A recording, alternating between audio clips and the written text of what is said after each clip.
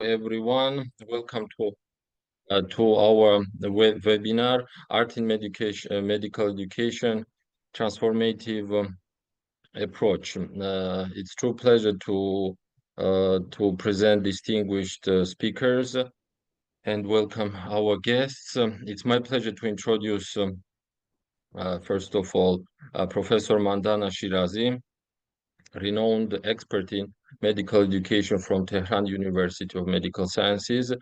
She holds PhD in medical education from Karolinska Institute in Sweden and has completed prestigious scholarships at the University of New South Wales in Australia and Wilson Center at the University of Toronto. Notably, she's pioneered the standardized patient program in Iran and currently leads the Art in Medical Education Committee at TUMS.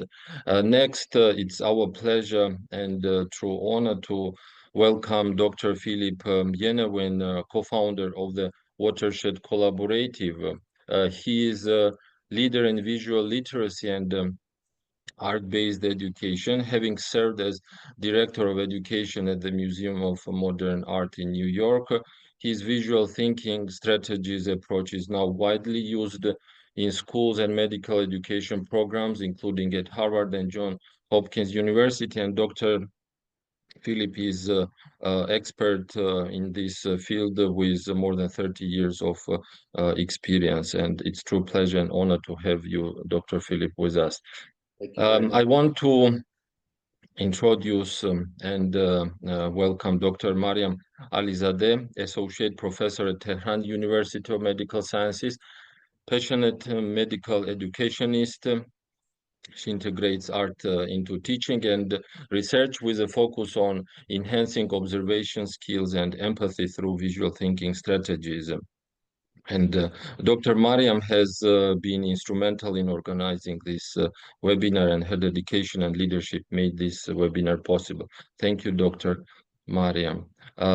With pleasure, I want to give floor to Dr. Shirazi, and Dr. Shirazi will start with her presentation.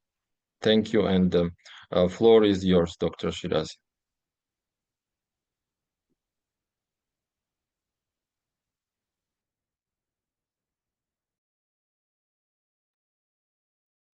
I guess it's muted. Do you have now it's... Do you have my voice?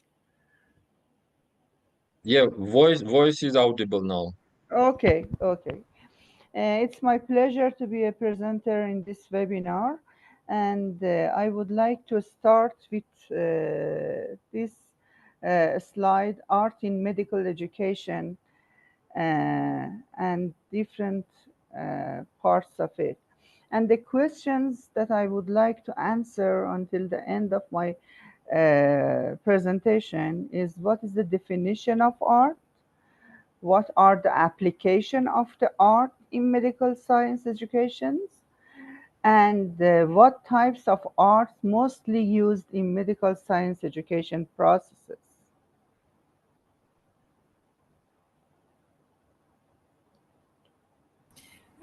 Dr. Mandana, would you please share your slides? I am showing the slide. Do you see, Maryam, my slides? Dr. Iuri, do you see the slides, or this is my problem? Slide is not visible. I do not have a function of giving sharing to Dr. Shirazi. Maybe from your side, Maryam. Okay, Dr. Mandana, would you please click on the share screen? Yes, of course.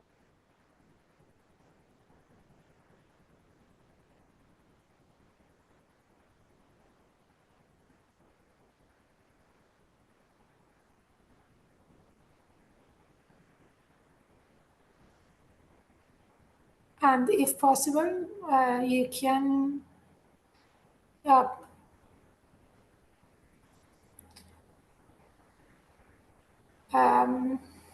Zora, are you here to help us? Yeah, Dr. Shirazi using some VPN, and Yeah, that's the reason. Poor internet connection, actually. yeah, maybe. Um, if she turn off the video and then click on the slides, maybe it works. I did it. I did it, but I don't Dr. know. Shirazi, please share your slides again. Your slides Okay. are not shared. Yeah.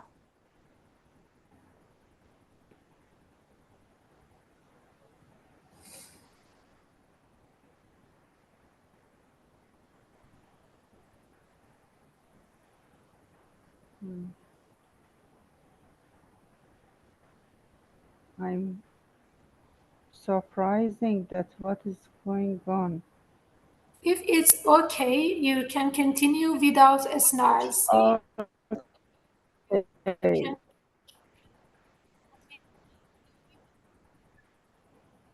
Now, Okay, Dr. Mandana, just I a think it's better moment. to continue without slides.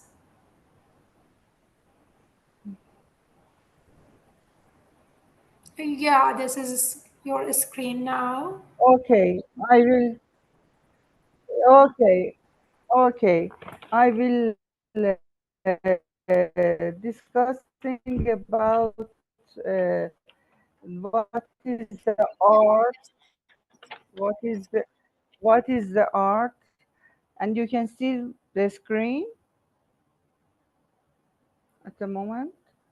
Okay, what is the art? Art is a set of man-made works or processes that are created to influence human emotions and intelligence or to convey a meaning or concept.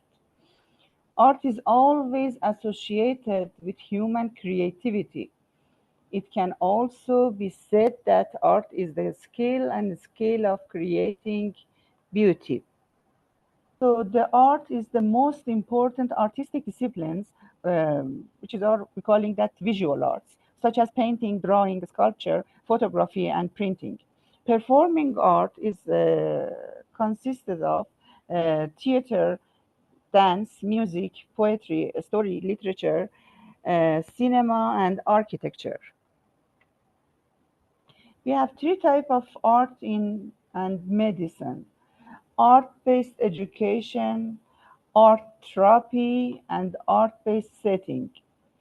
Art and health is the another title that I would like to speak about it, which is the art contributed to feeling of empowerment and mindfulness social engagement.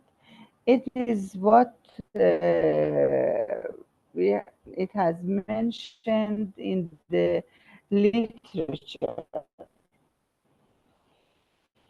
and the arts improved hand-eye coordination and flexibility. Moreover, the communication between the right and left hemisphere of the brain was improved during artistic expression and drawing.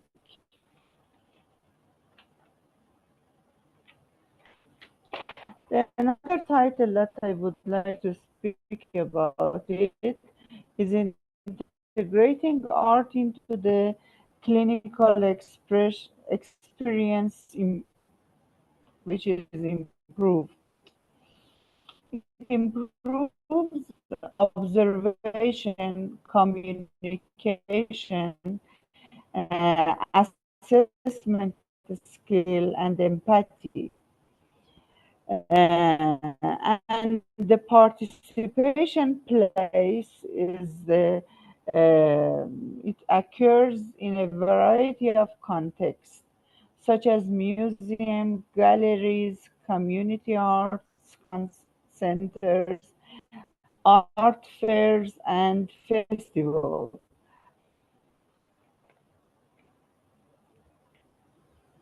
Another title that I would like to speak about is Art Improve medical education through various methods, such as visual thinking strategy, painting subject, visit to museum and discussion, unstructured lectures and writing. Consists of types of learners, such as dermatology, faculty member, residents of family medicine, nurses, emergency medicine, student of medical science, and etc. Art can enhance and create reflective capacity, communication skills, and personal development. It has also could be enhanced visual thinking strategy, such as visual perception skills and empathy, international skills and teamwork, promoting clinical observation and professionalism, tolerance of ambiguity, and active listening. Thanks for listening to me, and sorry that the slide doesn't show. My speech is ending in this part, and at the end I will answer to the question if there is any. Thank you very much. Thank you, Dr. Shirazi. It's true pleasure and honor to hear this presentation from you. And next, I want to give stage and floor to Dr. Philip Yennawine. And please, Dr. Philip, you can use the screen and start your presentation.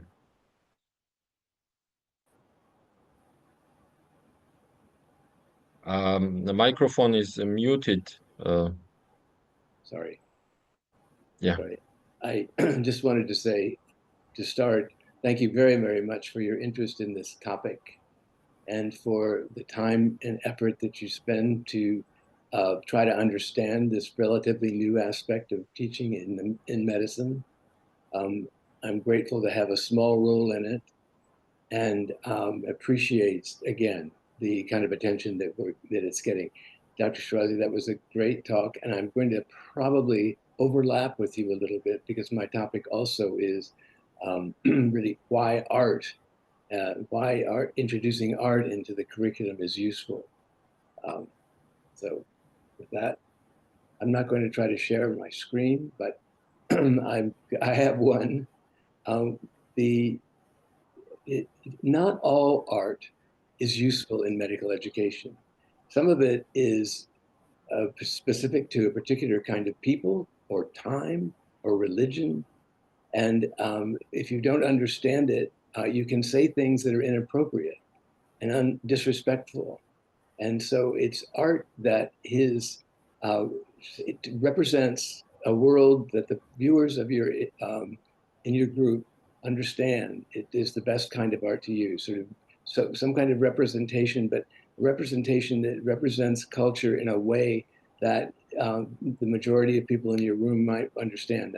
Again, what is most interesting about and why art is useful in medical education is its complexity.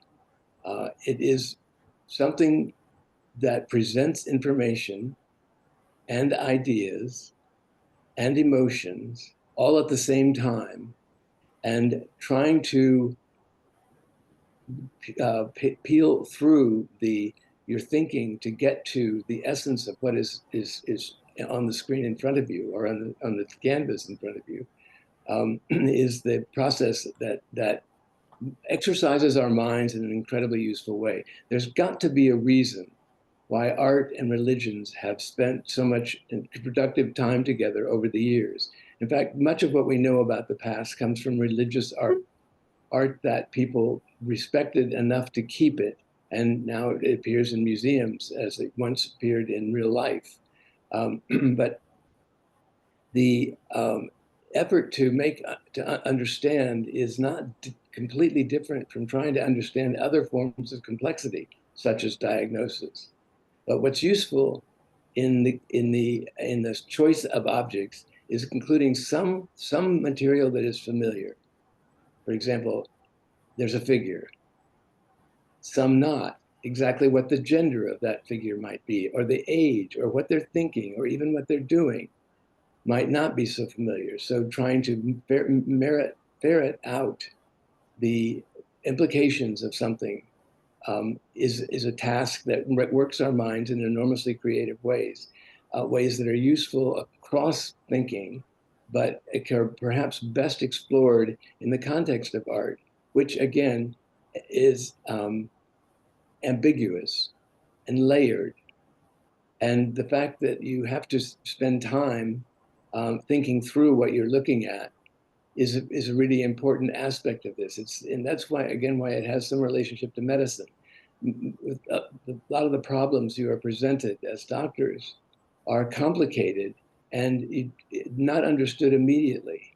So the task of trying to find that meaning, probing for meaning, digging down through layers, and trying to take into account all sorts of things is a process that can be useful in the context of learning about other aspects of medical training.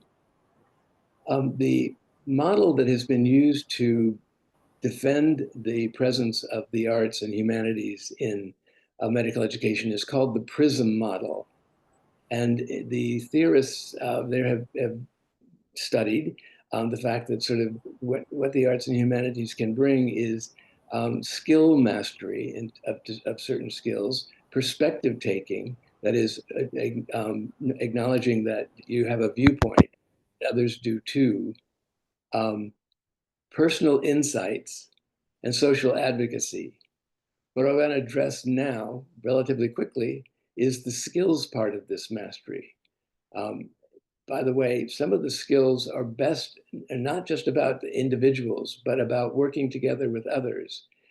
When you do think with a group, you have a group mind. All the information, ideas, and observations that others have can be brought to your attention, and you can bootstrap on them. You can use them, and more to think about, kind of thing. So, but observation is probably the first and most obvious skill that's developed, particularly when using visual thinking strategies.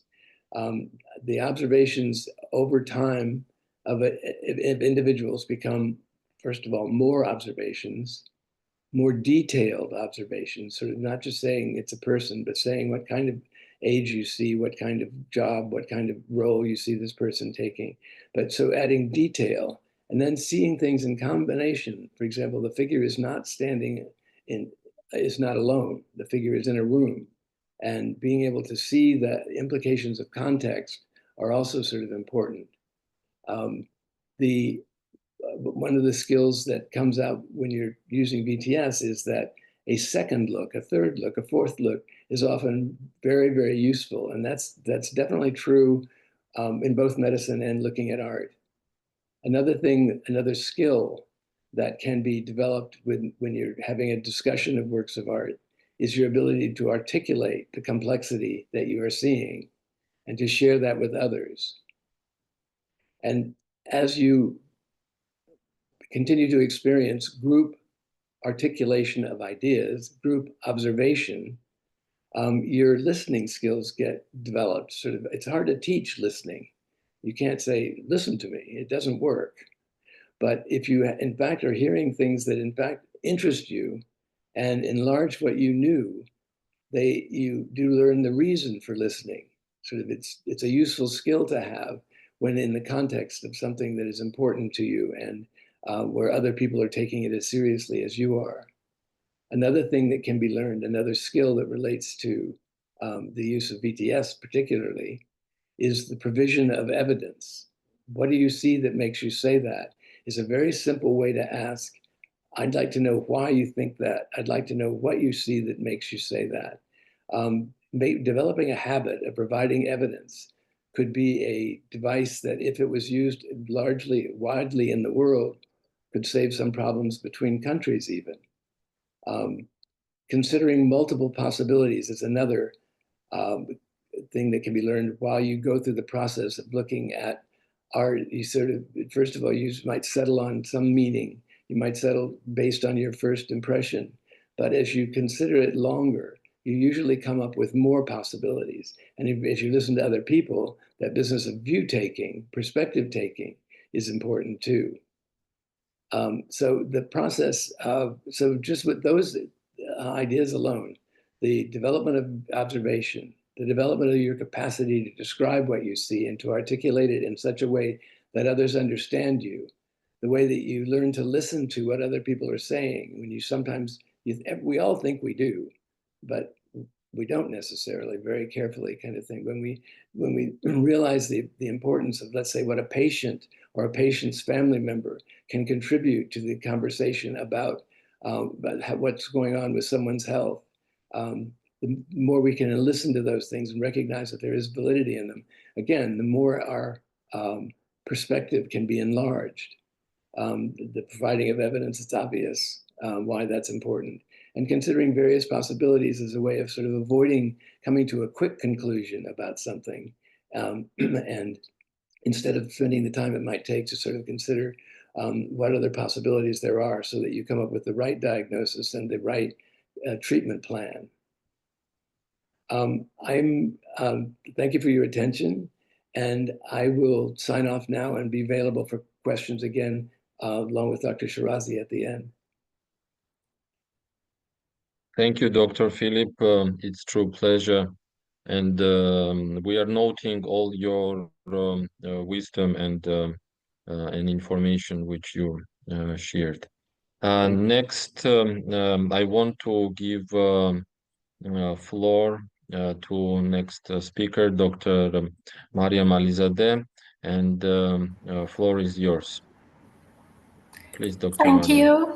Thank you, Dr. Iuri, and thank you, Philip and Dr. Mandana, for your nice presentations. And I am going to share my screen. Dr. Iuri, please let me know if you see my slides. Yeah, very good. Visible. This is okay. Thank you very much. Good evening, everyone. My name is Maryam, and I'm a faculty member of Tehran University of Medical Sciences within Department of Medical Education, and it's my honor today to share with you Tehran University of Medical Sciences experience on incorporating art in medical education. Okay, this is the outline of my presentation. I will have a brief review on 3 projects that demonstrate how we have utilized art in training medical students in our university at different levels of education, from fellowship in course to basic science in medical education curriculum. And let me walk you through our key projects here. As you can see here, this is the article that is published from the first project. And the first key project actually was simulation plus art for breaking bad news, which Dr. Mandana Shirazi was the leader of this work actually. And the objective of this project was improving oncology fellows' communication skills when delivering difficult news to patients using a blend of simulation and art-based teaching. You can also scan the QR code and download the article if you wish. So this project was a multimodal art engagement work using films and movie clips. In this project, fellows watched 10 to 15 minutes clips depicting Breaking Bad news scenarios. The films was selected from TV or cinema to analyze tone, body language, and also patient reactions. The other art element in this study was music and compositions by Beethoven and Robert Schumann, who experienced both of them. Both artists actually experienced chronic chronic illness, and it was used to evoke empathy of the learners. The other art element in this study was paintings and poetry, in which participants interpreted artworks showing illness or distress, for example, The Sick Child by Edward Munch, to explore patient perspectives. So these art-based activities were followed by reflective writing, which is very important in art-based teaching, this component of teaching and learning. There is a component of reflection, and also the participants write their own feelings and emotions when they interpret these artwork pieces. And also there was a debriefing session to link emotions like grief, hope to clinical practice. The key findings of this project was improvements in three domains of the communication skills when you deliver breaking bad news. The first one was a strategy, which means structuring the conversation for breaking bad news. It means that the participants in this course were able to better formulate their strategy for conversation for breaking bad news. And also the other part was knowledge or clear information when deliver bad news to the patients. And also they adopted a patient-centered approach for breaking bad news to patients. This was the first project, and oh, sorry. Okay, I am going to present the next project that I'm going to explore more is digital storytelling. This project also was held in our university. The objective of this study was enhancing critical thinking and students' knowledge in medical students during their, again, oncology rotation using digital storytelling. And art was integrated in this project by storytelling in a way that students themselves created and crafted their own unique stories. So the stories was not made by the other persons. The students themselves created and crafted their own stories in a digital format. So there was a characters, there was a conflict, and there was a resolution in these stories. And it means that students use patients, families, and healthcare as the characters of their stories. And there was a conflict part. It means that there was an, for example, ethical issue or ethical challenge in their stories. And they were pushed to use an evidence-based decision. And also students were asked to include emotional art or patient emotions in their stories.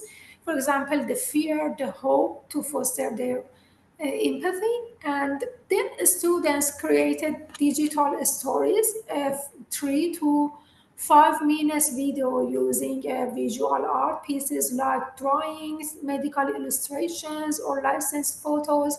For example, cancer cells and uh, or plus clinical photography, for instance, patient images to show physical signs. Also, there was an audio art, including voice narrations and also soundtracks or music to set the tone of the story. Uh, and also there was a component of feedback and reflection in this project. I think this is the most important part of every teaching and learning method that we use. And let's take a look on the results and findings of this project. The key findings of evaluating this project was critical thinking gains, overall critical thinking grades was higher in this group, but in some components, for example, inference or the deduction components, there was no change, possibly due to short duration of the course. But overall critical thinking, as I told, was higher in the group that made their own stories.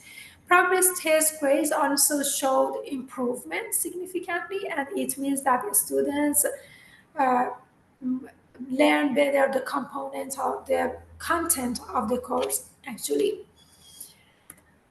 And the final project that I am going to explore is visual thinking strategies project that Dr. Philip Yennawine and Najme Qurbani and I were engaged in this project. This is the newest one project that we use in Tehran University of Medical Sciences, and we recently published the results in this article that you can see here. The main objective of this study was this project actually was to enhance observation skills in first year medical students. So in basic science phase of medical curriculum, we use this using visual thinking strategies that I think Dr. Philip has mentioned in his short talk. And art was integrated by structured art observation sessions, including paintings depicting illness and all social determinants of health, like The Sick Child by Edvard Munch, again used in this project. We used three core questions of visual thinking, which are very important when you use VTS.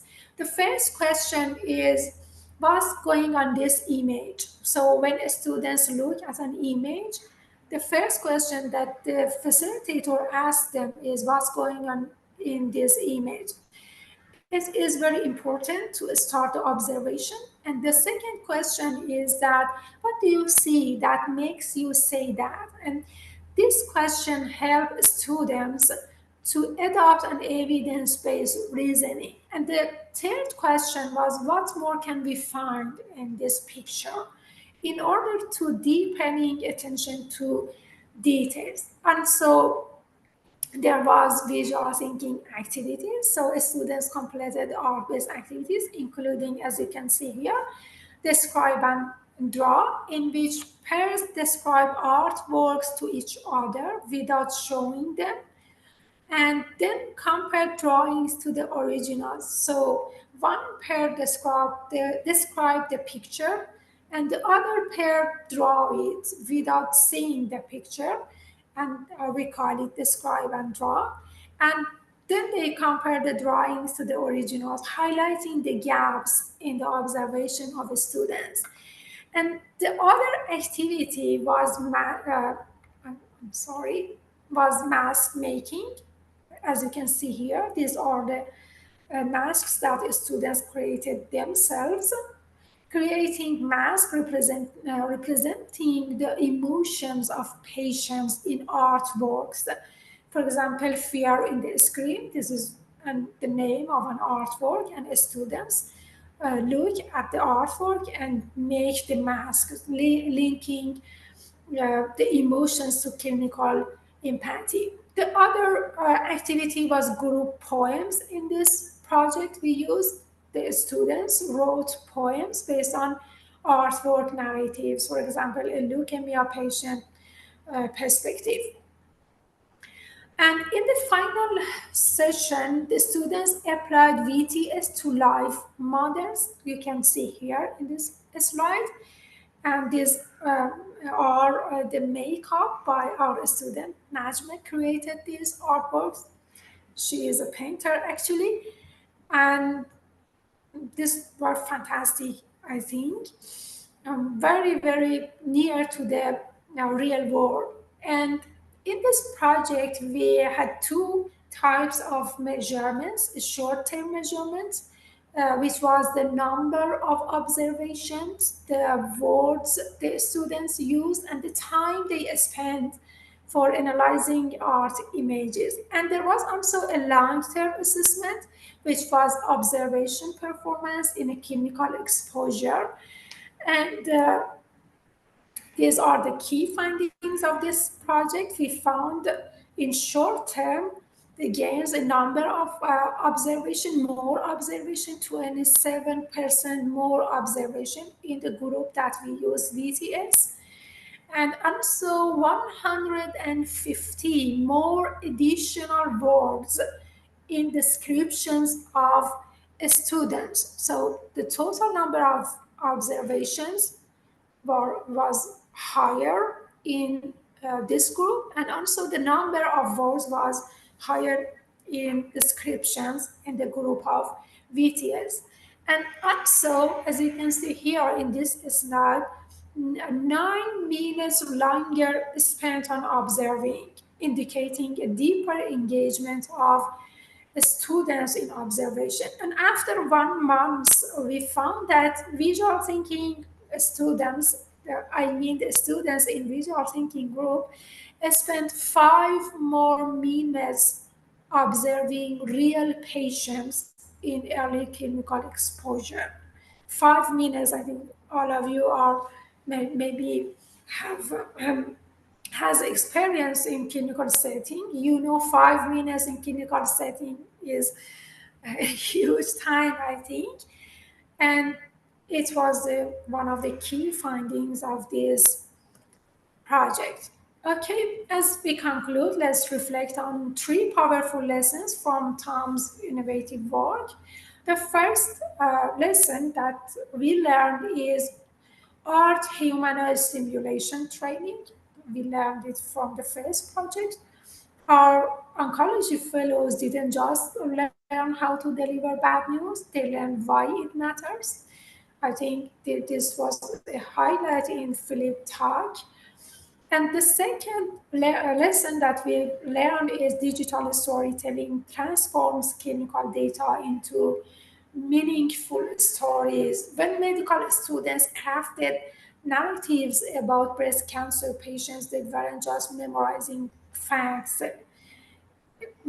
Actually, one student told us that writing my patient story made me realize test result doesn't show fear, but her voice in my story did. And this is, I think, a big learning for this project. And finally, art sharpens the observational skills of our students. And we learned this from the last project. VTS didn't just teach our students to look at the art, it taught them to see like a clinicians. And to wrap up my talk, I would like to say that at Tehran University of Medical Sciences, we have seen how a painting, a poem, or a patient's digital story can turn learners into healers, and that's not just innovative, it's indispensable. Thank you very much.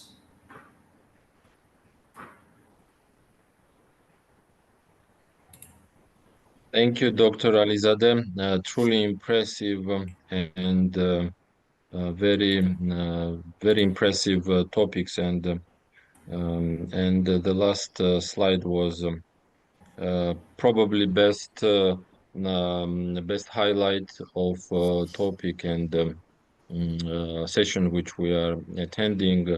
So finally, students and future doctors will become healers, not only learners or treaters of patients. Thanks to our speakers, Dr. Mandana Shirazi, Dr. Philip Yennawine, and Dr. Maryam Alizadeh.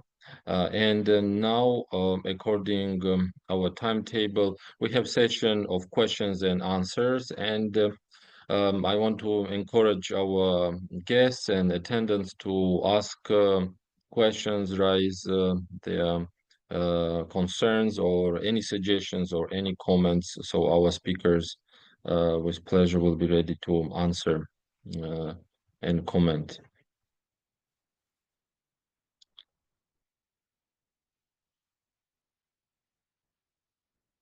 If anyone has a question, you can raise hand and please, you can use stage.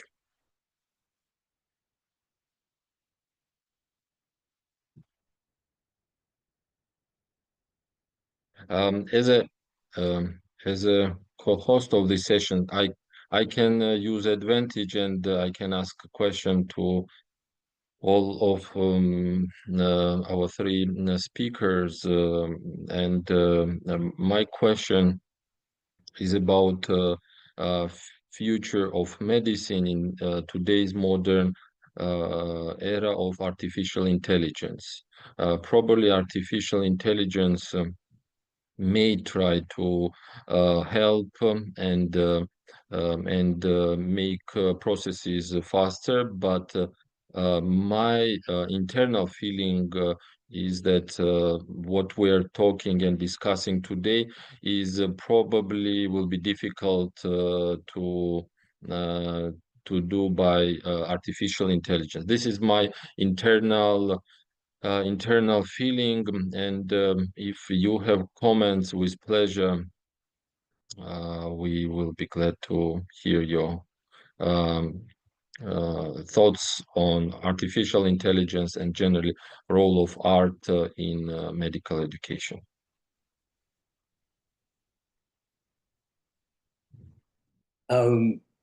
One thought I have is that artificial intelligence at this point is useful for gathering information and can be of much value to people who are doing medical work. But what it doesn't do yet, and I don't know if it ever will, is becoming human, being, as you were expressing it, Maryam, a healer. Sort of that requires more than just knowing stuff. And it means also trying to, first of all, be able to explain it to others well, and being able to understand it yourself well enough to put it into words. There are often things that are in our heads that remain unarticulated. And when that's the case, we often don't know exactly what we know. We have to put it into words before it's useful to us and also to other people. So there's that aspect of medicine that's enormously important, the communicating information. But the other one is the feeling for people, the empathy that's required. I had a cancer not too terribly long ago, and the radiologist who was treating me was so unsympathetic. He would not let me talk. He wouldn't understand my troubles, my complaints, the things that were going wrong. And it made for a terrible experience. And I think my healing was definitely held up by the fact that I was actually angry at the treatment. And this is something that I think experience with the humanities, experience with one another in a conversational way as you try to explore the content that you're looking at or reading, is absolutely indispensable. Again, to use Maryam's word, the producing of people who are not just clinicians and competent at medical stuff, but ones who can participate and work with their patients in such a way that each step of the way is something that adds to the healing. The healing is not always done by medicine, not always done by the correct application of medical attention, but it's also making people feel okay. And that, I think that's harder to do if people don't have experience with the humanities and the kind of subtlety they ask of us, the kind of stretch they make us take to understand others and complexity.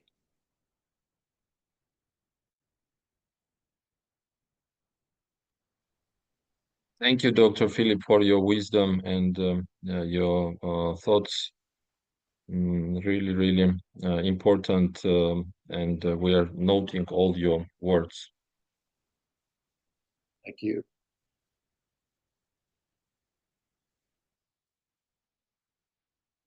If any questions from audience, please feel free to ask and share any comments or thoughts.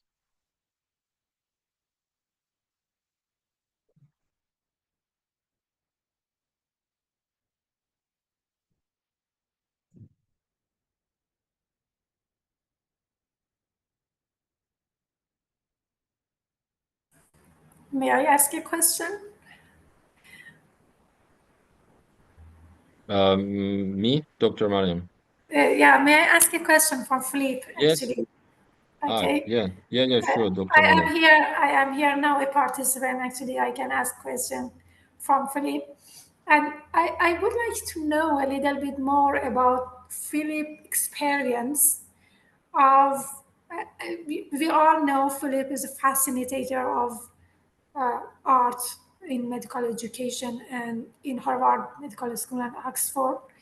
And I would like to know about his experience of fascination of art in medical education. And if the time, if we have time, I would like also know about how they implement art in Oxford University or Harvard University. What is the difference between their work with our work in Tehran University of Medical Sciences? Philip, please turn on your mic. Sorry. I'm old and I sometimes forget, like, turn on the mic. And I don't hear as well as I'd like to. So I wonder if you could repeat your questions. Sure. My question, do you have my voice now? Yeah, Clear? I do. Okay. My question was about your experience from being a VTS or applying art in medical education facilitator. You are a facilitator at Harvard University and Oxford University for more than 20 years, I think. And I would like to know a little bit more about your experience of facilitating these events. And my second question was, you have experience of implementing art in medical education in these two universities. What are the differences between the project of Harvard and the project of Tehran University that I presented today? Well, my experiences over time have been extremely positive. Sort of most of the focus in medical education has been with students who are in their third or fourth year of medical education here in the States. And I find them somewhat maybe confused sometimes about sort of why all of a sudden this intervention. The classes are voluntary. It's not a required part of the curriculum anywhere. So people are somehow drawn to something, but they don't necessarily understand exactly why. And so you usually need to dispel a little discomfort to begin with. Another thing that I've experienced is sort of the business of asking people an open-ended question, and like, what's going on in this picture, or what's going on with this patient, sometimes makes people nervous. It's not the kind of question they've actually applied very often. So you need to have them, help them come to understand exactly why you're asking that in that open-ended way, why you're allowing them to say anything that comes to mind when you're not always searching for right answers, which with art, there aren't very many. And to the extent that you push people toward a right answer, you're not only repeating a pattern that is too often the case in education in general, but certainly in medical education, is that people are told to come up with the right answer without necessarily thinking about the best answer. And so getting people to understand that that's a process that you can go through, you can actually make mistakes, and they're not egregious. There's no necessarily terrible result when you make a mistake about a work of art.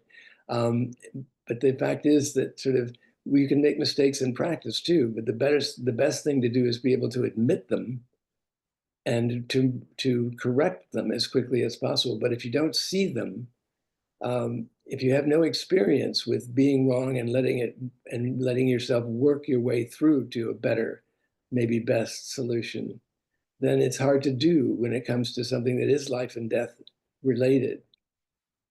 The second question, oh my goodness, now it's gone. Aging is awful. My second question actually was about the difference between Harvard project and Tehran University projects. Great. What The Harvard differences? project is an attempt to train people in the facilitation process that's called visual thinking strategies, or VTS. They're not just asking people to experience that kind of discussion, that kind of learning, that kind of attention to complexity, but they are also asking people to learn to facilitate. Facilitation is a matter of what the teacher does. It's listening to what people say and being able to process it. In other words, here's what I hear you saying. Here's how I understand it. You're providing words that allow people to understand that they've been understood. When the teacher paraphrases what someone said, it's given credibility. So other people think, oh, I can listen to that too. I can think about that as well. So the ways in which learning to facilitate is really, really useful. Again, the process is listening to people, which we think we do, but are not always good at, and putting the comments into other words, which again requires articulation and thought. What VTS trains the facilitator to do is to act both one in the present, to be thoroughly and completely present with your students. You're listening to them, you're engaged with them, you care about what they say, you're taking it seriously, and so on. But also, at the same time, to pull back from that and say, okay, here's what they said. What are my words for it? And what other ideas have we heard that I can relate that to, connect that to? Those two tasks, being able to put into words someone else's idea and being able to link it to other ideas that have come up during a conversation, is operating in metacognition in a way that people don't do very often. And sort of metacognition is thinking about thinking. And so what you're trying to make obvious through the process of VTS is what you understand in people's thinking. So in order to become a facilitator, you have to learn that process. And it's a complex one and one that takes time. VTS looks kind of easy in the sense that it involves only 3 questions and listening and so on. Memorizing questions is harder than people think, and knowing when you don't need to ask, what do you see that made you say that? Because someone has already explained that. They've given their evidence already, so you don't need to ask the question. Learning to make how to apply the questions is the task. Memorizing them is no problem. But not to say people don't struggle over it. But that said, the words are simple, but the ideas behind it are complex. And so, what I've learned from the training program at Harvard is that it does take a while for very intelligent, very gifted, very motivated people to master the skills that make it easy to listen, to paraphrase, to link, to think about what it is you're hearing. One of the tasks that you learn over time and that Harvard is really good at is the business of understanding what frame of reference someone is using. So in other words, you're thinking, you're trying to pull a narrative from this picture. You're contributing to the story that we've been working on about what these people are doing and why.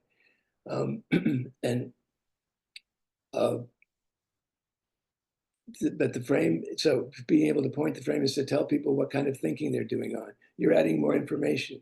You're using something you already knew. You're referring to another person's thought. You agree with someone. That business of sort of breaking down the substance of conversations in such a way that people understand them. I don't think that happens in our courses at Hopkins, because we are basically just trying to give people the experience of looking and thinking about works of art. But at the Harvard program, it's long enough and its intention is to train people. So there's coaching and so on and so forth. So it's a wonderful program. I don't know how much it costs, and it is in English, but it's an excellent way to learn to do VTS, particularly if you're interested in studying VTS's impact on the people you work with. You really need to do it well. And that is not as easy as it looks. I don't know how many people are familiar with what VTS looks like, But when someone's good at it, at facilitating a VTS conversation, it looks like they're not applying any effort whatsoever, but it's not true. You've learned quite a number of important skills. I hope that it's long-winded, of course, like I always am, but I hope that's some help. Thank you very much, Philippe. You're welcome. Thank you, Dr. Philip. If anyone has a question from audience, please feel free to share your thoughts or ask questions.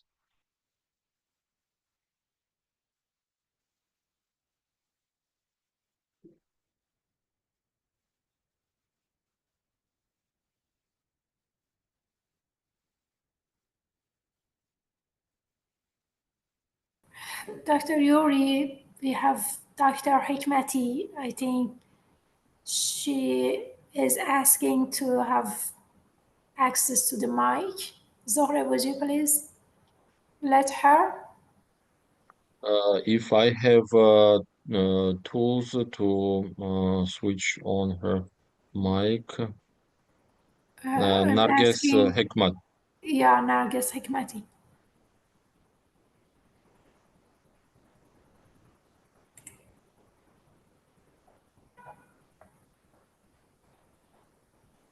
Let me check.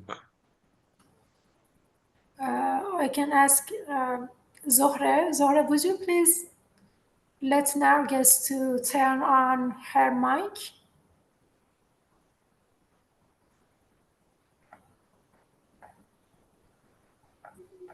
Do you have my voice? Yes, yes, yes.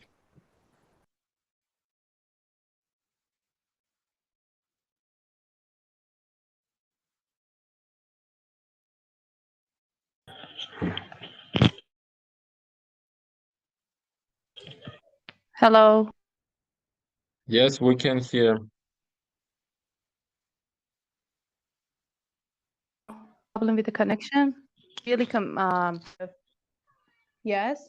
I've been teaching medical English for about 10 years at Birjan University of Medical Sciences. And in all my teaching classes, I actually mingle visual literacy with teaching medical English to the students.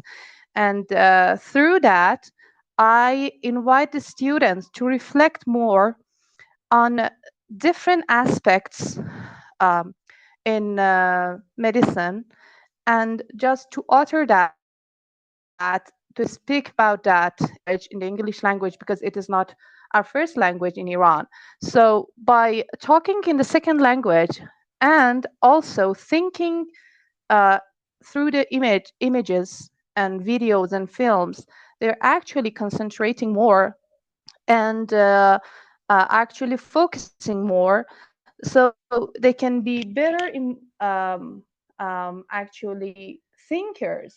So the power of images is very important, because it actually makes the students more careful about what they say and how they actually say. So it is really important for the future doctors or those who work in the medical field to be good observers, yes, and also be good communicators. So it is not just getting the information from the images or actually getting delivering the message. It is how we do that through the language. It is really important, and I invite the students to look at the images, think about that, observe carefully, reflect through the second language, which is English, and then act based on that. So I think that by using VTS actually approaches in classes, both professors and teachers and the students actually benefit. And it is not just one way approach or method just to teach the students. It's a way to reflect more and to give back. Yes. So I think it is not. It is actually very. It's a very big world, the world of images and visual literacy. So it has many places to work. It has many rooms to work on that needs to be tackled and needs to bring in the medical education. It really helps the students to learn. It really helps students to be involved with the patients. Yes, because I always tell my students to look at the patients as a text, because to look carefully at the patients, it is not just a human, it is not just a body. um, um, it is more than that. So the power of reading actually the patients, I always tell them, you have to read your patients, not to look at them. Yes, to read the patients, to see what you see, to reflect, and actually based on that decide what the problem is. So I hope in the future um, um, professors in different I don't know, fields in medical schools use these tools to empower the students um, more, and to help them more, and bring some I don't know, it's kind of fresh air to the classes. It is not just a monologic um, approach to teaching. It involves the students more in the classes. Thank you.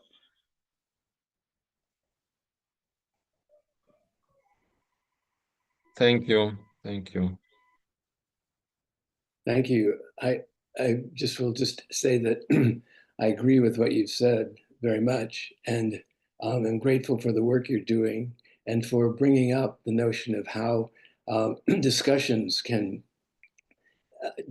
of images can affect second language development. It's a great way to anchor your language when you are talking about something you're looking at. When you're paraphrasing a group of people who are looking at something, and they, when you help them by phrasing in the second language, what their observation is, you're often giving them vocabulary and syntax, the organization of sentences and things. Really very serious support.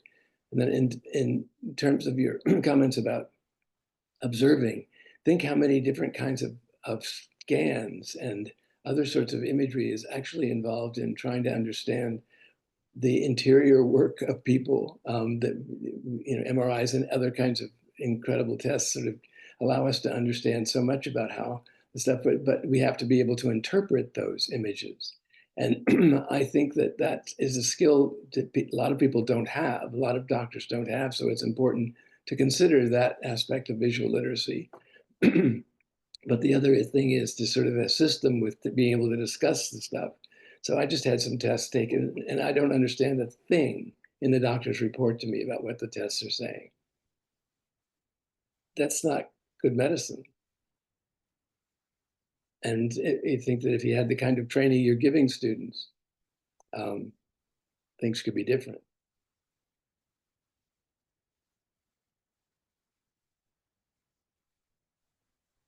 Thank you, Dr. Philip.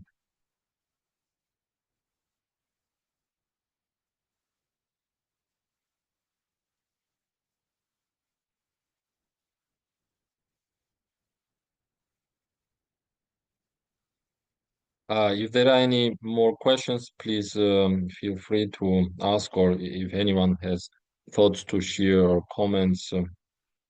We are getting comments also in our chat, and mm, everyone is thankful and appreciates a lot all the information and wisdom which was said and shared.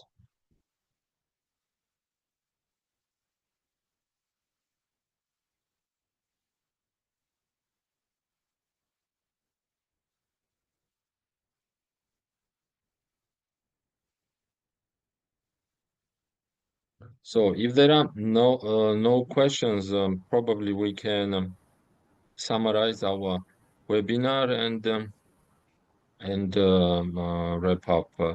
I want to thank our speakers, distinguished speakers and experts, Dr. Mandana Shirazi, Dr. Philip Yennawine, and Dr. Maryam Alizadeh.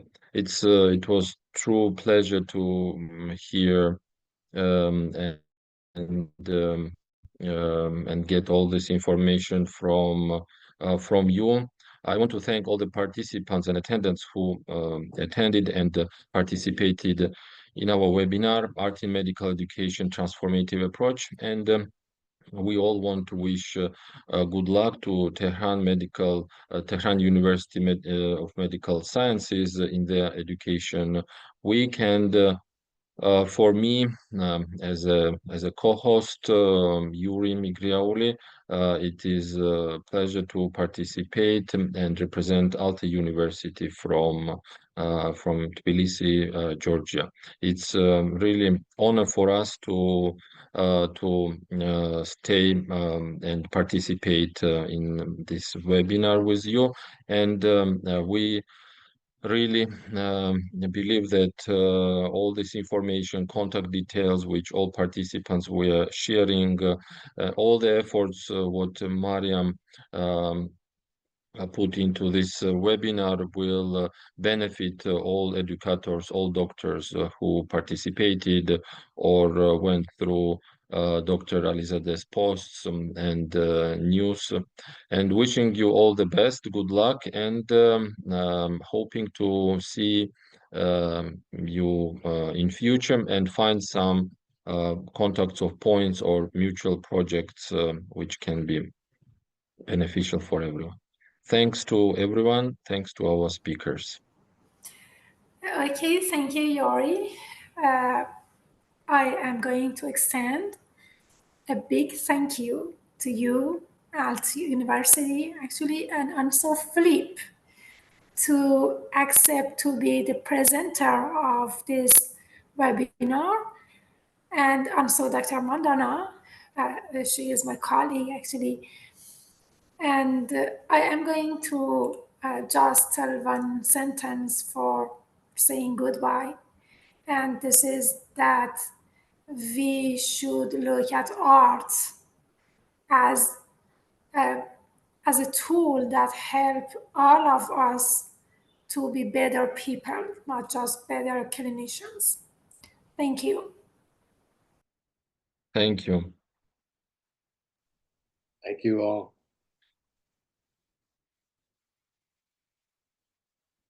Let's wish that all students and future doctors will become better healers and will be able to interpret spoken and unspoken language, body language, and healing not only diseases but souls, minds, and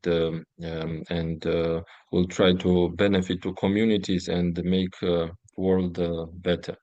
Thanks to everyone, and thanks to all participants. Wishing you all good luck, and hope through contacts which we have shared in chat, we will be able to communicate and share our thoughts and ideas in future. Thank you. Bye.